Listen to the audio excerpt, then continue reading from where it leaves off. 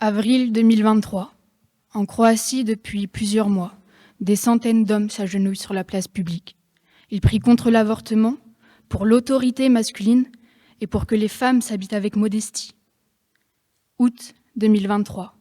À Tel Aviv, Inbal Boxerman, 40 ans et mère de 2 enfants, est bloquée par un mur d'hommes qui lui interdisent de monter dans le train sous prétexte que le wagon est réservé aux hommes.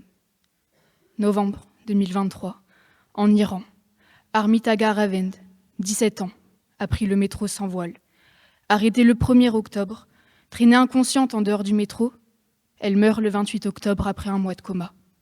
Sa mort fait suite à celle de Mahsa Amini, tuée 1 an auparavant par la police des mœurs parce qu'elle avait mal mis son voile. Malgré le mouvement de contestation massif qui a suivi, le port du voile islamique reste obligatoire pour les filles et les femmes à partir de 9 ans. Mesdames et messieurs, je viens de vous citer 3 faits différents, dans 3 pays différents, où se pratiquent 3 religions différentes. Et pourtant, une chose les relie.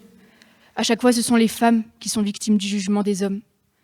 Dans ce monde où l'égalité entre les 2 sexes est loin d'être acquise, je vais essayer de vous démontrer qu'une des principales raisons à cela est l'influence des religions, et que celles-ci contribuent depuis la nuit des temps à jouer un rôle primordial sur l'oppression des femmes.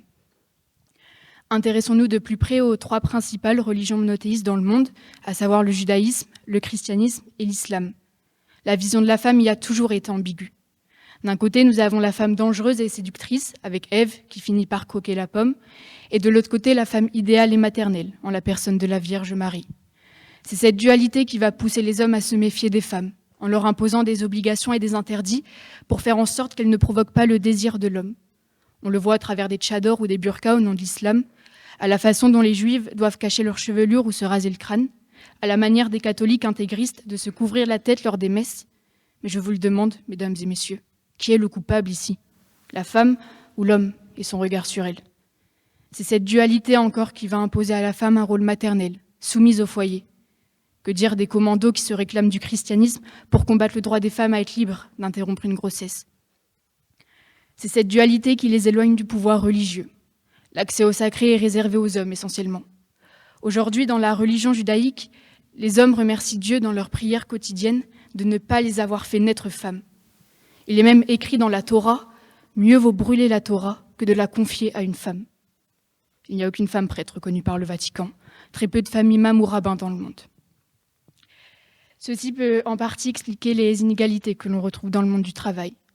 Si les femmes sont surreprésentées dans les métiers les plus précaires et trop souvent peu valorisées, ce sont de l'autre côté les grandes absentes des postes de direction, ce qui explique les différences de salaire, 24% inférieures à celui des hommes. Ce sont aussi les femmes qui gèrent le plus souvent l'éducation des enfants ainsi que les tâches ménagères, 3h26 pour les femmes contre seulement 2 heures pour les hommes. Dans les 3 religions, le seul rôle de la femme n'est-il pas d'être épouse et mère et de ne s'occuper que du foyer? Le 8 mars 2003 a lieu le défilé pour la journée de la femme. En tête de cortège, le mouvement Ni pute, ni soumise, qui proteste contre l'autorité des grands frères sur leurs petites sœurs. C'est l'exemple même de l'image que les religions ont faite de la femme. L'homme, quant à lui, est tout-puissant et s'autorise tous les droits. Ainsi, malgré l'interdiction d'être infidèle, l'islam autorise la polygamie, uniquement pour les hommes. N'est-ce pas là une manière déguisée de détourner cette interdiction? La Déclaration universelle des droits de l'homme de 1948 stipule dès l'article 1 « Les hommes naissent libres et égaux en dignité et en droit ». Dans l'article 2, on peut lire que chacun peut se prévaloir de toutes les libertés et de tous les droits proclamés dans la présente déclaration, sans distinction aucune, notamment de race, de sexe, de religion, de couleur, et j'en passe. Ces principes semblent loin de la conception des 3 religions dont nous parlons. Alors je vous le demande, comment lutter contre toutes ces inégalités, mais aussi les idées rétrogrades des religions? Comment faire en sorte qu'il n'y ait plus de lieux ou d'emplois réservés exclusivement aux hommes? Que le port du tchador ou de la burqa soit uniquement la décision de la femme et que le droit à l'avortement ne soit plus jamais remis en cause. Je m'appelle Marie, ou Myriam en arabe. Je suis née en France il y a 17 ans, d'un père d'origine musulmane et d'une mère de confession catholique. Mes parents m'ont enseigné les valeurs de leur religion, mais aussi leurs défauts. Ils m'en ont imposé aucune.